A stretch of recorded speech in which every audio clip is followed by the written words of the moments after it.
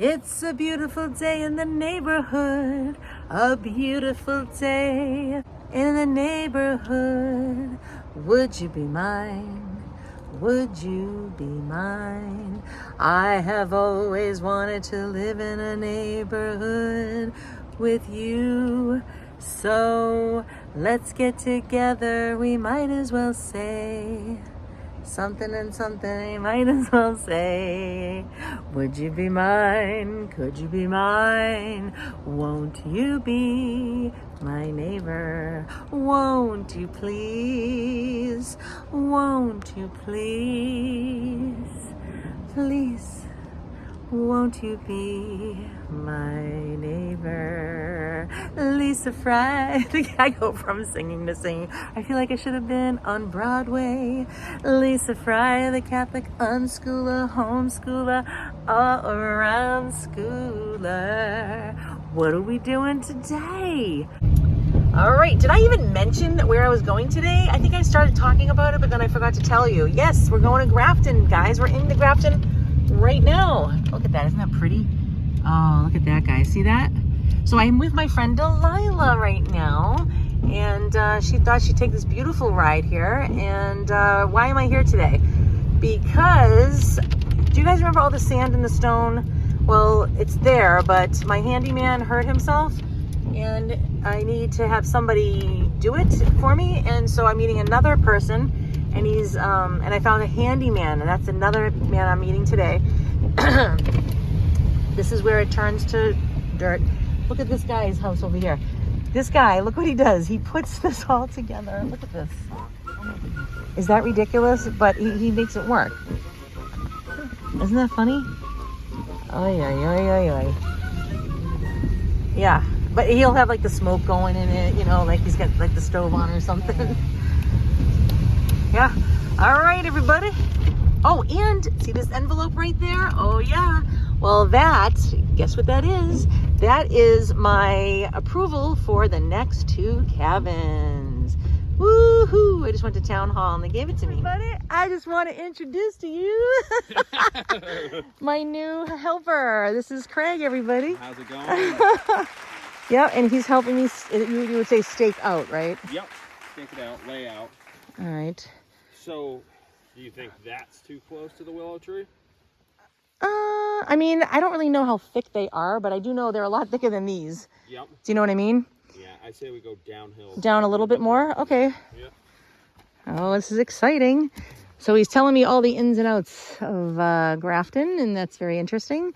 We'll just say... All the don'ts. All the don'ts. Yes. And his stepfather is very good to me and my sister, and so it's been nice getting to know all these people.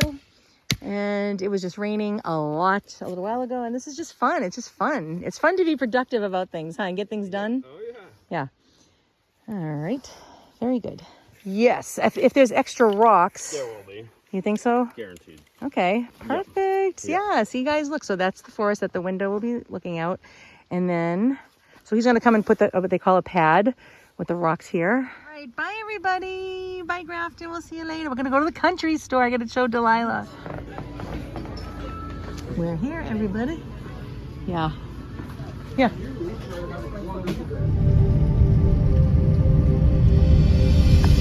How great is the love that I, your Father, have lavished on you, that you should be called my child, a child of God. Mr. Kitty, look at you. You inside the box? Do you love it?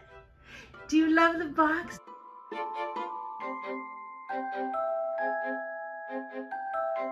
Right. What are we doing today? Today, well, it's actually 4 o'clock, so I've already done my stuff. I'm sure it's not over yet, but I'm going to watch this heaping pile of dishes that never, ever end. Yeah, anyway. So I thought I'd stop in because, wow, you know, I am so glad, can I tell you right now, that I have ever been on the phone. You know, when my husband was alive, I was always the one that did like all the, I still have birthday decorations up for my son. He turned 20. I have a 20-year-old son. Okay, so one more child, that's Sarah, who is almost an adult, but not quite yet. What was I just saying to you? What? Oh yeah, so I would always handle all like the insurances, anything with the phone and having to make deals and, and then he'd make the final call and all this. But, yeah, thank God I was really good at that because I know we all got our stuff to take care of, but man, I got some serious decisions to make over here, like for real, okay? And they're not cheap. So one of them is, and it's funny because like all these really big ones come at the exact same time. And it's like, oh, why? I have to really investigate, which means you have to investigate hardcore on each one. And it's like almost suffocating, but it's not exactly because the Lord knows. I'm really working for him. It's really all his stuff, right? So I say, Lord, what do you want? So what warranty on my vehicle would you want next? Because you know how they have the original warranty, then you get an extended warranty, and then that ends, and then what do you do? Well, I'm not going to keep paying out of pocket like that for all of the things that happen, so I'm looking for another warranty, an extended one. So, Mister, do you love the box, Mr. Kitty? He came back to the box. Go inside the box. Go ahead. Go inside, Mister. Go ahead. Go inside. You want to go in the box? Go on. Go ahead. So I'm looking for an extended warranty. And when you look through, you really have to look at all of the contract and every little thing. You're like, well, if you don't do it exactly right, and it's just, anyway, yeah. So, yeah, lots to think about there. And then I'm trying to find, like, do I want propane in the future cabins on the one that's there? So right now, what I'm trying to say to you is that there will be 3 cabins. Hopefully, you never know, it could be there before winter, but the second one will be there very soon, maybe a couple weeks. It's already done. It's just I gotta do more land prep before that shows up. And so the first cabin, I guess, is going to be run by propane, unless I can figure another thing out. I found an electrician that said he's going to help me with anything and everything, and he's reasonable, so we'll see. I hope all goes well with that. He's very nice. I have to find, am I going with, I saw these solar panels that actually generate heat. The problem is that it's like more like a supplement than a full-blown, so like, maybe I could do both. Maybe I could have like propane tanks, and then when the solar panels, I don't know, I'll have to talk to this man, are full, then maybe the propane, I'm sure he can figure it all out. Anyway, so there's that big decision and investigation, and like, oh my gosh, because I really want them up by the winter because it's a skiing area too. So there's that. Then I am making decisions on, like, do I have wood stoves in there? I know that's like the most, wonderful, but is it? Because like my insurance company said today, they said, Lisa, not everybody is really with it, and, they can cause problems and fires. So I'm just like, you know what? I know. Because that would be awesome. So awesome. Like, I know these are really small cabins. So the first one's 10 by 20. And so far the next 2 will be 10 by 10. Small enough for 2 people. That's all I care about. And then I'm trying to find, this is all, like, every day I have to focus on every single one of these things. I've been talking with like so many people about stump grinding, because there's 22 stumps I would like to get out of the way. So one guy quoted me, the first guy that delivered all the rocks and stones, stick with me, I need somebody to talk to about this. Not that you care. The first guy that delivered all my rocks and stones said, next spring I'll pull all the stumps out for like $1,500 to $2,000. And I thought, that's reasonable. But then I'm like, there's going to be holes in the ground. Do I really want that? I prefer grinding. But then he doesn't do that. So then I had to talk to 2 other companies. One was like $6,500. I'm like, for grinding? I'm thinking to him, okay. So it was very nice to go out there and look at the property. And then the other one was 3,100. I just think that's a lot. And grinding, from my understanding, is supposed to be cheaper than pulling out stumps. So something's not right here.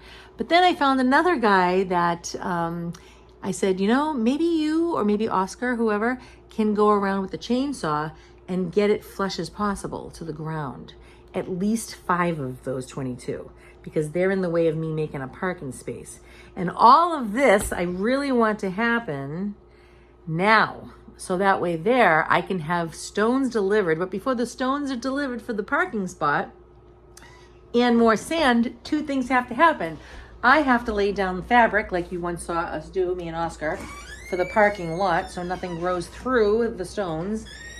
And you know what I'm talking about over here? So my brain is like on so overdrive, but it's wonderful at the same time.